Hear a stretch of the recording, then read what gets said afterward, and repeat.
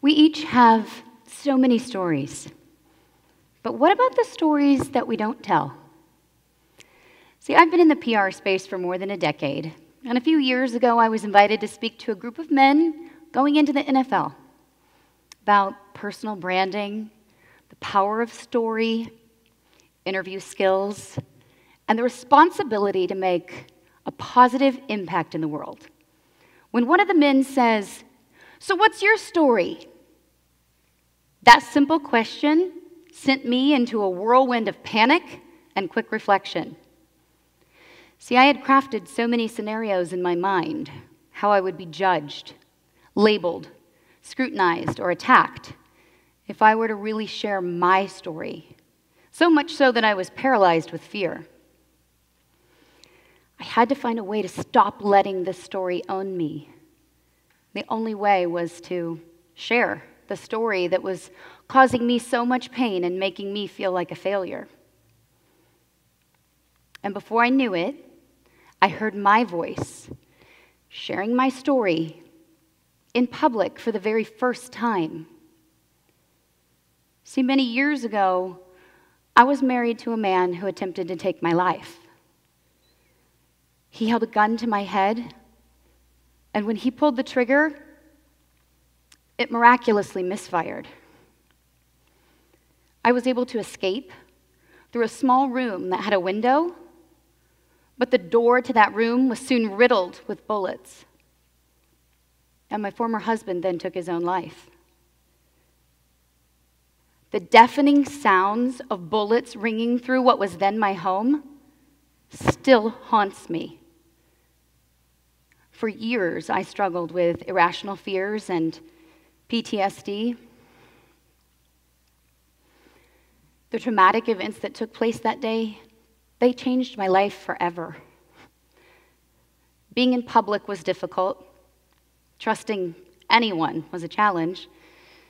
And keeping the memories of mental, verbal, and emotional abuse out of my mind, well, that was nearly impossible. But after many years of therapy and healing treatments, I finally feel like me again, only a stronger, wiser, and more resilient version. But for years, that story owned me. Right after the traumatic events of that day, I threw myself into my work with a top marketing and PR firm, ghost authoring books and booking paid speaking tours and helping professionals to become celebrities within their niche. The work that I was doing, it was just as powerful for me as it was for those clients that I was serving. Because I started to recognize a trend. 2 clients would come in, both looking equally qualified on paper, superstars. And one would skyrocket to success, while the other would sort of plateau. So what was that differentiating characteristic? What was it that allowed one person to achieve massive impact, while the other person would achieve some success that was never very long-lived? The difference? Well, it was their story. Those who rose to the top, they value their story, and they shared it in a way that created connection and inspired action. So there I was, being held hostage by my story, and every day my work was showing me the power of taking ownership of your story and using it to do and be better.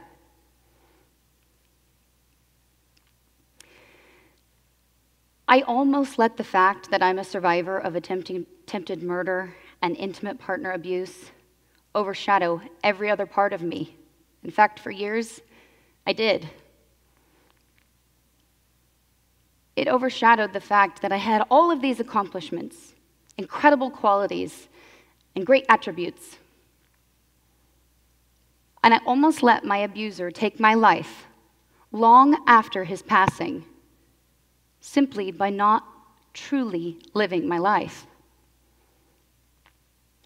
But after many years, My strength has grown, my self-confidence resurfaced, and my professional life flourished as I founded my own boutique PR firm, rooted in helping people share their stories.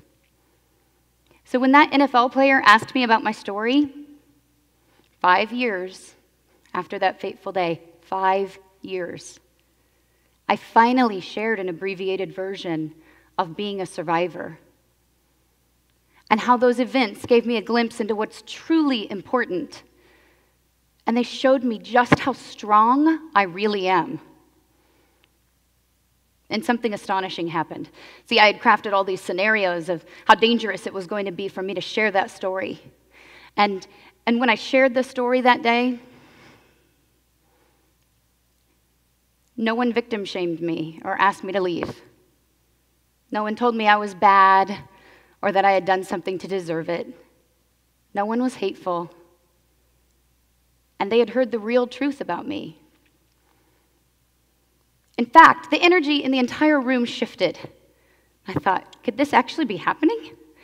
The people all scooted to the front of their seats, and they were truly engaged for the rest of my talk.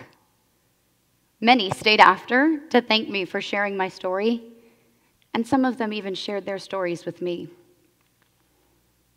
You see, the same trend that I recognized in the marketing and PR space, well, that's true in the real world as well.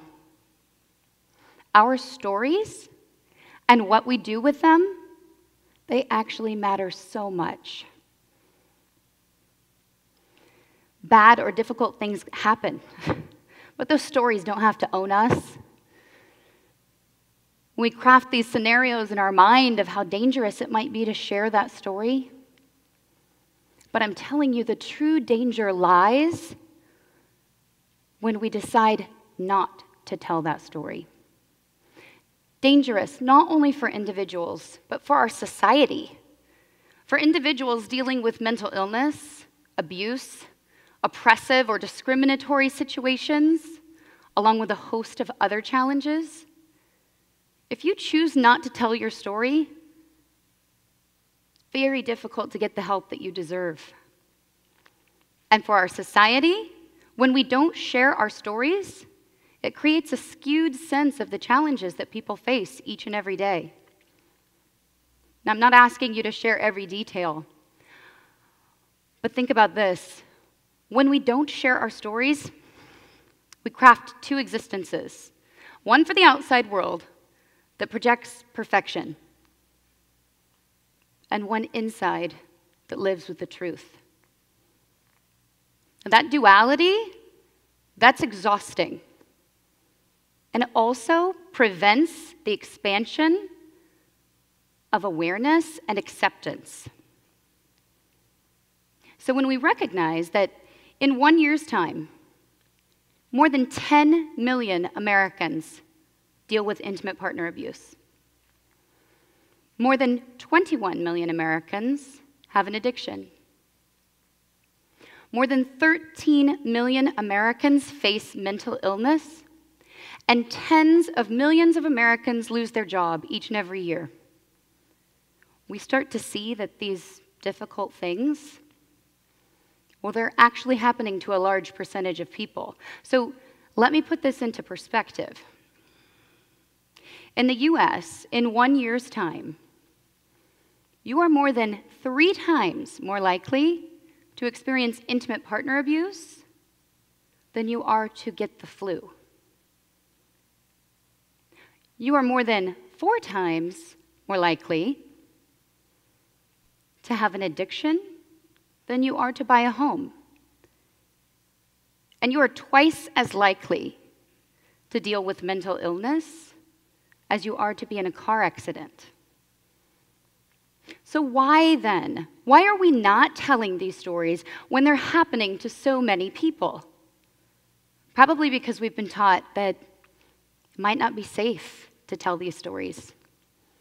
Or maybe it's that we've been told sharing these types of stories and talking about these topics, they might make people uncomfortable.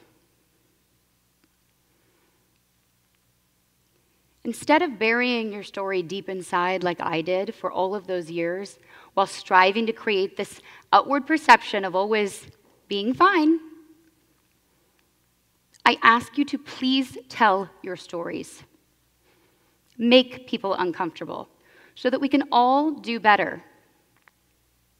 First, share your story with someone who can help you. And then, share your story with someone that you can help. Had I been brave enough to share my story prior to the day that I nearly lost my life, things may have turned out very differently. See, when we start telling these stories, even though it may be difficult, what we do is we craft a better narrative. We create a common ground. And we start to do away with stigmas. We help people to see that these sorts of challenges and issues, they're simply part of the human experience, not something to be ashamed of. 1 in 3 women experience intimate partner abuse. Yet it was not until I started sharing my story that many women in my life reached out to me to share their journey of having overcome abuse. This thing that I hid behind for so many years, I let it keep me small and torment me. But it's not even uncommon at all. So this concept of this duality, living with the truth while creating this outward display of shiny perfection, well, that's totally outdated, and it's not serving any of us. And the idea that we don't want to tell stories about these quote-unquote taboo topics because they might make people uncomfortable or they don't fit into the confines of what we've been taught are good manners or professional, well, that's ripe for disruption. Remember, when difficult things happen to you, you are not alone. Telling your story can not only save you, but save others.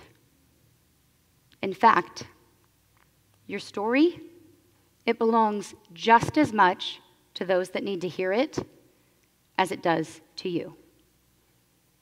Thank you.